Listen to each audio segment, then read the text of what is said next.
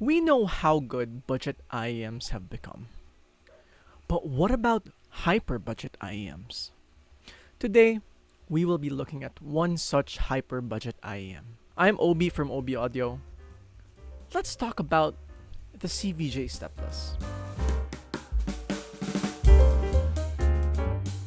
Before we start, I would just like to thank CVJ Love for sending in this unit. I am very grateful for the trust imparted for me to review the Stepless. Rest assured, I will be as honest as I can in reviewing the CVJ Stepless. Now with that out of the way, let's talk about the CVJ Stepless, starting with the unboxing experience.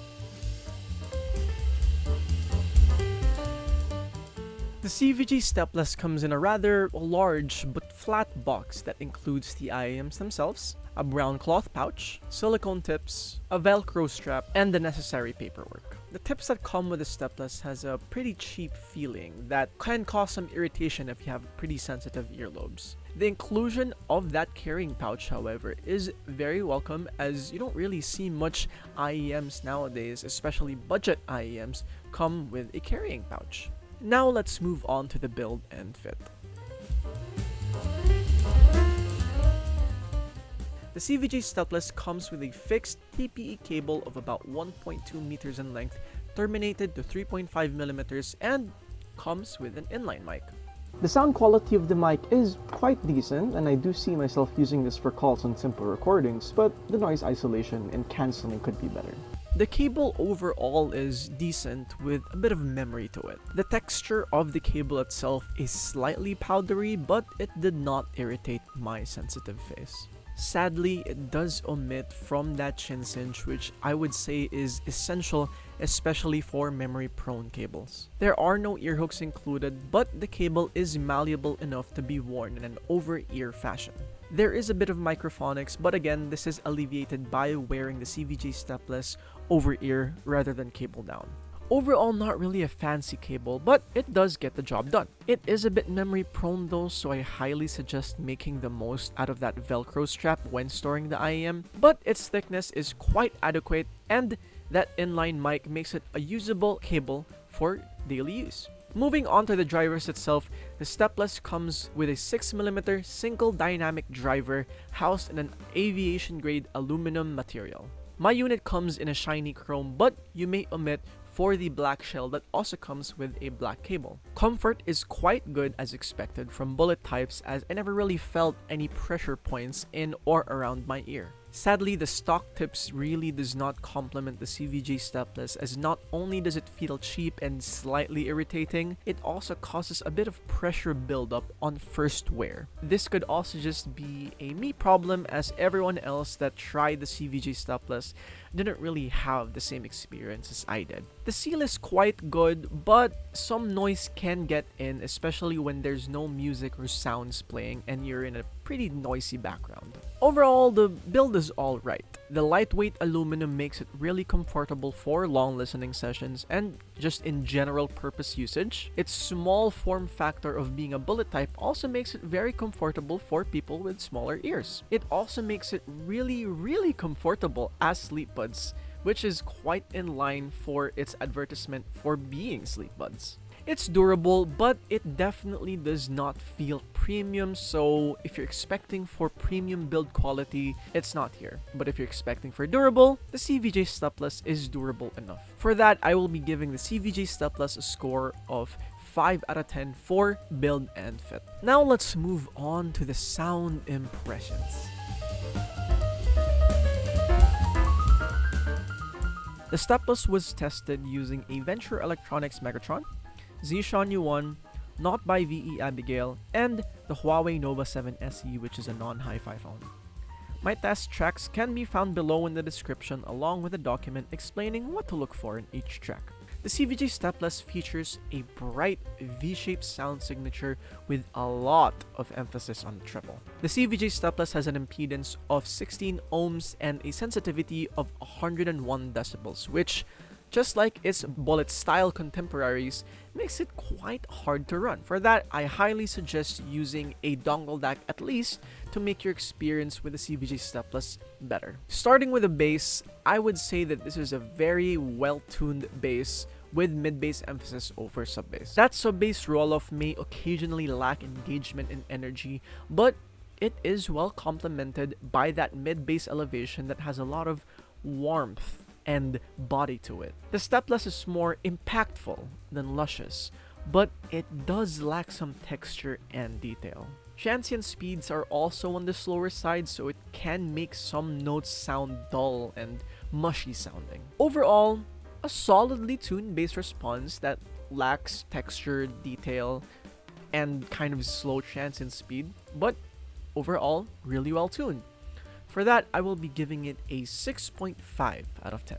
Moving on to the mid-range, this is where the Stepless kind of takes a step back as there is a very clear recession in the overall spectrum. Lower mids exhibit decent warmth and body coming from that mid-bass elevation, but it recesses quite steeply that instruments and vocals start sounding dry, hollow, and somewhat distant. There is also a very intense upper mids elevation that makes instruments and vocals sound harsh, dry, somewhat metallic, and borderline shouty. The mid-range is saved due to that warmth coming from that lower mids that gives it body, and as harsh as it sounds, there is a bit of micro detail and micro nuance retrieval coming from the upper mids. For that, however, I can really only give the CVJ Stepless a 5 out of 10 for its mids. Next, let's move on to the treble, which is, I would say, the best and the worst part of the CVJ Stepless. It is insanely elevated. Peaks and dips throughout the entire frequency that has harshness and unevenness. The lower treble gets carried over from the upper mids with that shouty and metallic timbre that makes it quite unnatural. Sibilance is very noticeable on that mid treble, but as uneven as the upper treble sounds, it is quite decently extended. Although the rest of the frequency is really uneven, so I really don't think that matters all that much. Micro detail and resolving ability is quite average despite that overall treble elevation. Overall, this is one of the dirtiest sounding treble I've heard in a while. It's so peaky, it's so uneven, and it's so fun to listen to. But I really can't suggest it to most normal people who don't like this kind of treble quality, so I can really only give it a 4 out of 10, as it's very harsh and most people will probably not enjoy listening to the treble of the Stepless. Moving on to the technicalities, starting with the stage, it's overall quite narrow with depth and width sounding very intimate and having a decent amount of headspace. Separation is quite poor, as even on simpler tracks, it tends to struggle with separating instruments and vocals from each other. Imaging, however, is one of the most impressive things that I heard on the Stepless. I'm going to elaborate more on this on the multimedia and gaming section, but specifically for instruments, if it can separate it, I can easily pinpoint exactly where in the mix those instruments are. Sadly, it's not enough to leverage the technicalities of the CVJ Stepless, as I'm only going to be giving it a 4 out of 10, as the rest of the technical ability of the Stepless is just abysmal. Moving on to multimedia and gaming performance, it's quite average to poor. It's occasionally unengaging due to that sub-bass roll-off. There is a recession in that mid-range that makes vocals and dialogue kind of hard to hear at times, and due to its tonality, more action-oriented scenes with sharper or more extravagant sounds can tend to sound harsh. It's also kind of hard to appreciate the micro nuances in the sound design of film and games, as the resolving ability of the Stepless is kind of poor.